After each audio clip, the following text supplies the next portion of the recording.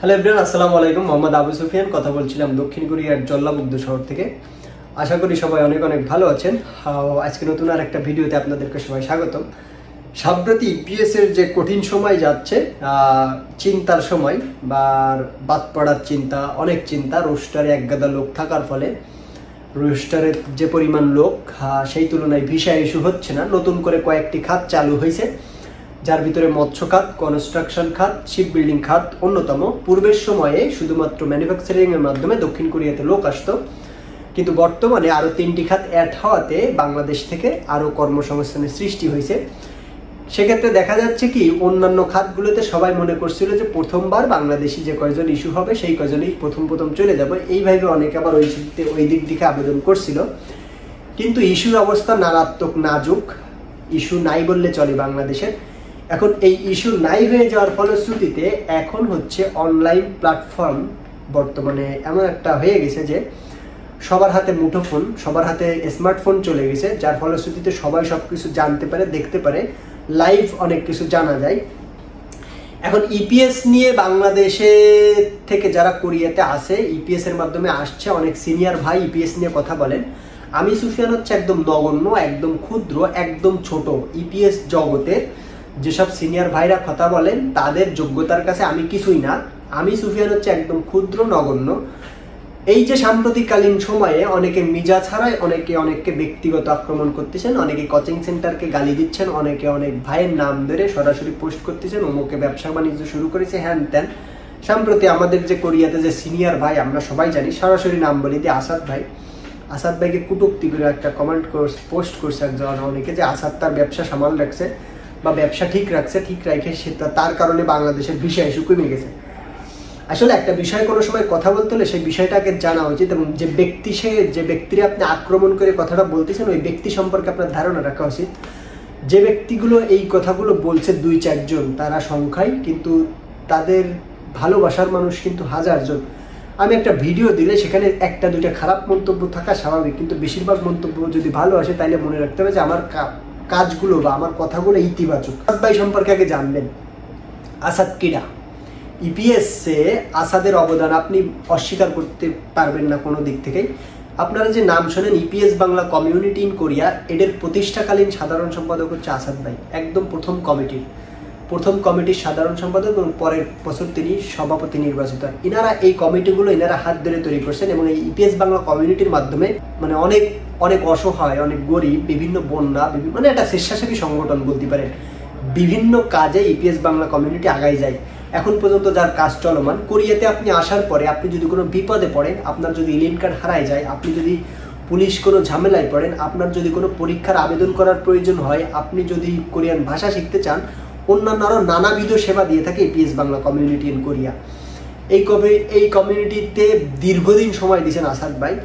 আসাদ ভাই এমন একজন ব্যক্তি যিনি অক্লান্ত পরিশ্রম করে তার আজকের এই পর্যায়ে আসছেন, এবং 16টা দেশের ভিতর থেকে শ্রেষ্ঠ ইপিএস কর্মী হিসেবে নির্বাচিত হয়েছেন তিনি কোরিয়াতে এসে একটানা 10 বছর বেসিক ডিউটি করে গেছেন, কোনোদিন ওভার টাইমের নিশা না করে কোম্পানি ছাড়েননি। এখনো পর্যন্ত তিনি তার ওই 15 বছর চলে, মেবি 10-15 বছর ধরে ওই কোম্পানিতেই নিয়োগ আছেন, এবং উনি কাজের পাশাপাশি কোরিয়াতে অনেকগুলো ডিগ্রি অর্জন করছেন। সাইতোমাপ লেভেল 5 কমপ্লিট করছেন, টপিক 6 কমপ্লিট করা ব্যক্তি হচ্ছে আসাদ ভাই। এখন আসাদ একদিনে তৈরি হয়নি, এবং আসাদের মতন স্টামিনা খুব কম মানুষের আছে। এই জন্য এইসব ব্যক্তিদের নিয়ে সরাসরি ব্যক্তিগত আক্রমণ করবেন না। দেখেন, আমি সুফিয়ান কথা বলি ধাম করে, আমি কিন্তু কিছু না, আমি জাস্ট কাজ করি, এই জায়গায় কাজ করি।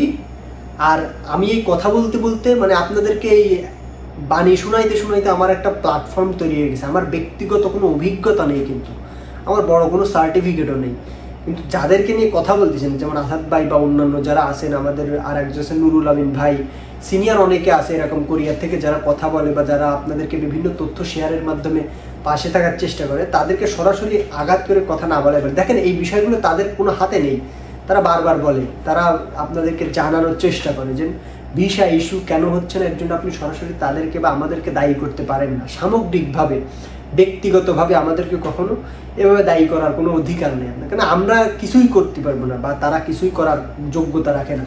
সে যেটা করতেছে সেটা হচ্ছে বেসরকারিভাবে গুটি কয়েক লোক, এখন পর্যন্ত 100 লোক মনে হয় আসেনি তার তত্ত্বাবধানে, এই কটা লোক সে আলাদা কোম্পানিতে আলাদা মাধ্যমে আনছে, কিন্তু এখানে বুয়েসেলের সাথে তার কোনো কন্ট্যাক্ট বা এই জায়গায় বুয়েসেলের সাথে সে লোক নেওয়ার কারণে যে বুয়েসেলের বিষয় সময় যাবে বিষয়টা এমন না।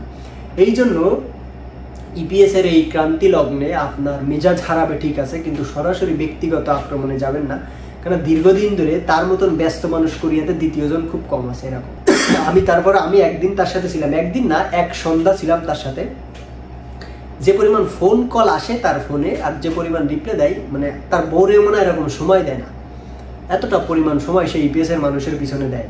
এই জন্য এইসব করার পরে যখন আপনারা ফাও কথা বলবেন আসলে ব্যক্তিগতভাবে খারাপ লাগে। এই জন্য আপনারা এইসব ফাও মন্তব্য আসলে করা আমি মনে করি বোধগম্য না। হ্যাঁ, আমি সুফিয়ান আমারে করতে আমার কোনো যোগ্যতা নেই, আমি গাল খেয়েছি বা গাল গেজাই, এই যে আপনার পরামর্শ দিচ্ছি, এই আমারে ফাও কথা করতে পারেন, আমার গায়ে লাগবে না, কিন্তু উনি কষ্ট করে ইপিএসের জন্য, ওনাদের মতো অনেকে আছে কষ্ট করে, সময় দেয়, বিন্দু মাত্র কোনো লাভ নাই।